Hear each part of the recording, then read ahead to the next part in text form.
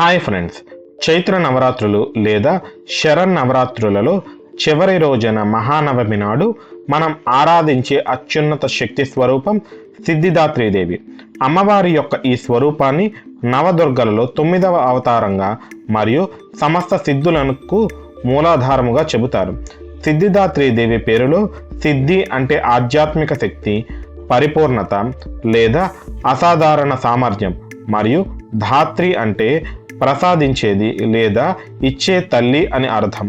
తనను నమ్ముకున్న భక్తులకు, సాధకులకు అష్టసిద్ధులను మరియు ఇతర సమస్త కోరికలను సిద్ధించేలా చేస్తుంది. కాబట్టి ఈమెకు సిద్ధిదాత్రి అనే పేరు వచ్చింది. మన పురాణాల ప్రకారం ఈ విశ్వం సృష్టి కావడానికి ముందు అంతా అంధకారమయమై ఉండేది. అప్పుడు పరమాత్మ అయిన శివుడు సృష్టిని ప్రారంభించడానికి తగిన శక్తి కోసం ఆదిపరాశక్తిని ప్రార్థించగా, శివుని భక్తికి మెచ్చిన దేవి తన దేహం నుండి ఒక శక్తి రూపాన్ని సృష్టించి శివుని శరీరంలో సగభాగంగా చేసింది.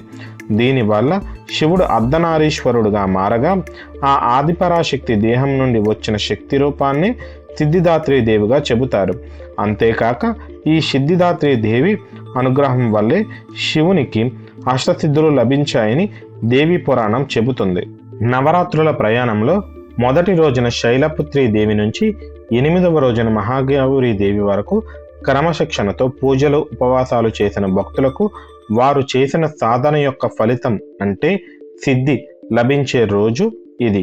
అందుకే సిద్ధిదాత్రీ దేవిని నవరాత్రులలో చివరి రోజున పూజిస్తారు.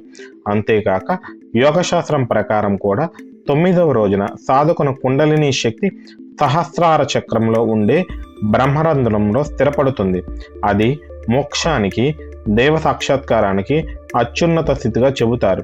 అందుకే సాధకులు ఈ స్థితిని చేరటానికి సిద్ధిదాత్రీ దేవి అనుగ్రహం కోసం ఆమెకు పూజలు చేస్తారు. అలాగే 8 రోజులు పూజలు చేయలేని వారు కూడా 9వ రోజున సిద్ధిదాత్రీ దేవిని భక్తితో కొలిస్తే 9 రోజుల ఫలితం లభిస్తుందని భక్తులు నమ్ముతారు. మా కంటెంట్ మీకు నచ్చినట్టయితే ఒక లైక్ చేయండి అండ్ ఇలాంటి మరిన్ని వీడియోల కోసం మా ఛానల్ను సబ్స్క్రైబ్ చేసుకోండి.